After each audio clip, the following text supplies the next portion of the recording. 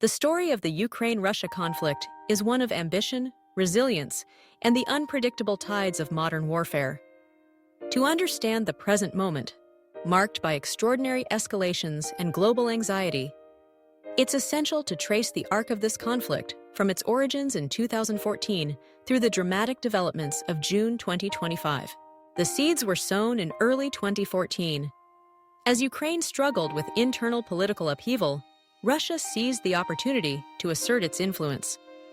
In March, Russian troops moved swiftly to annex Crimea, a strategic peninsula jutting into the Black Sea, long coveted by Moscow for its naval base and historical ties.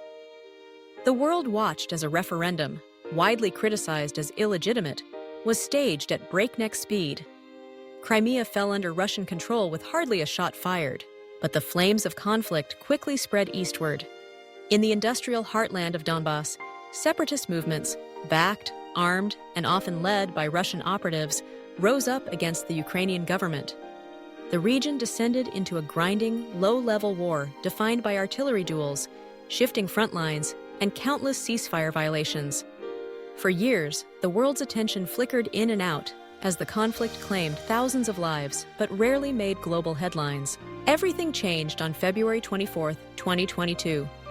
Before dawn, Russian forces poured across Ukraine's borders on three major axes: a thrust toward the capital, Kyiv, a drive in the north around Kharkiv, and a sweeping advance through the southern plains.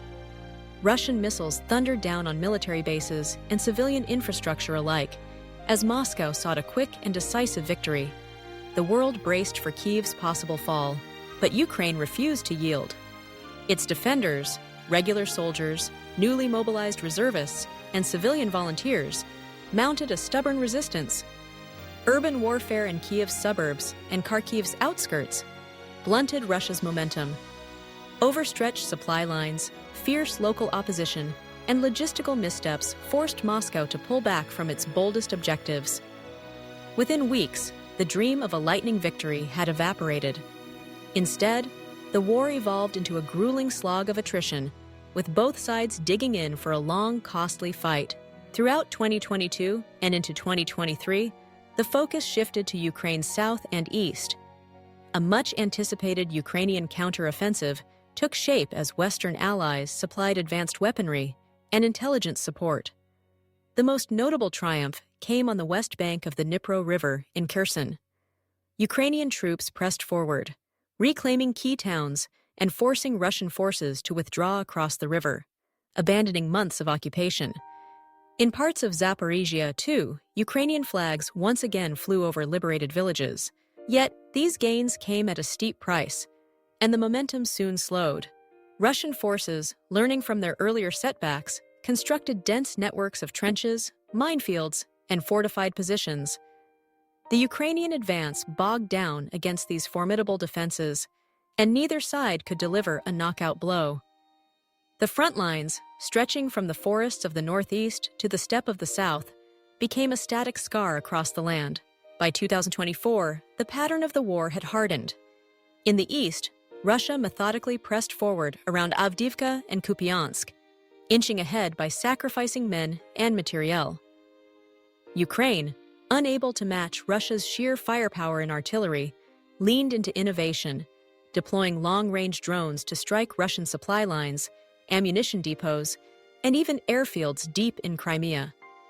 These attacks rattled Russian logistics and showcased Ukraine's growing expertise in unmanned warfare.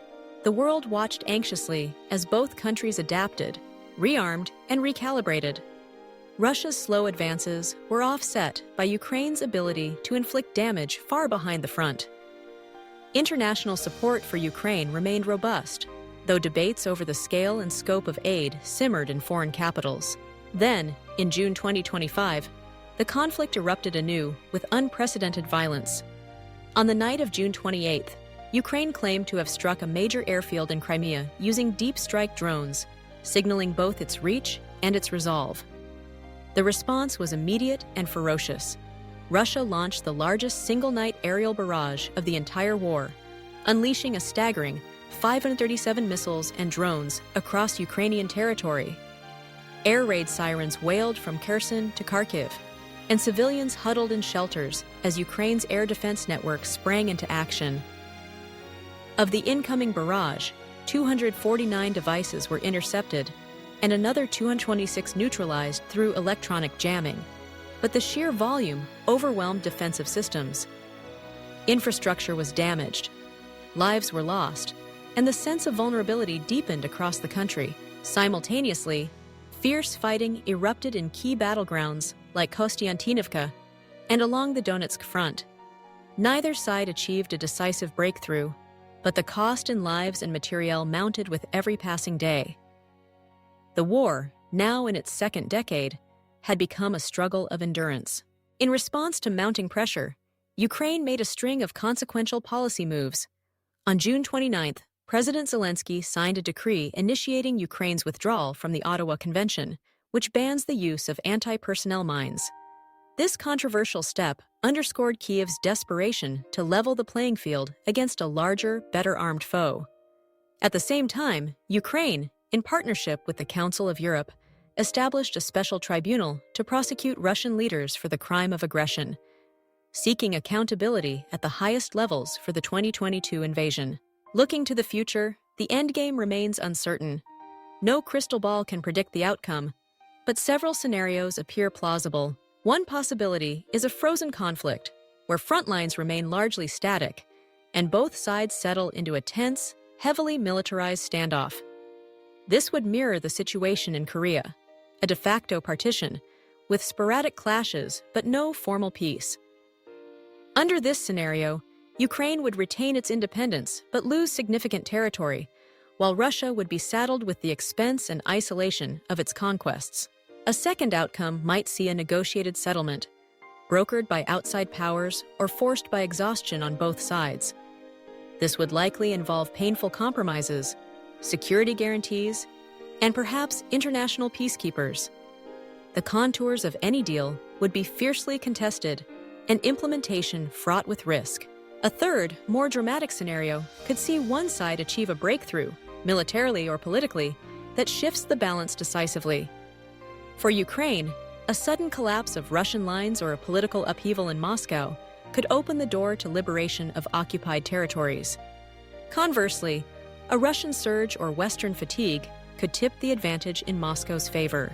There is also the ever-present risk of escalation beyond Ukraine's borders, whether through miscalculation, sabotage, or the deliberate widening of the conflict. As of mid-2025, the only certainty is continued uncertainty. The people of Ukraine endure under fire, determined to shape their own destiny.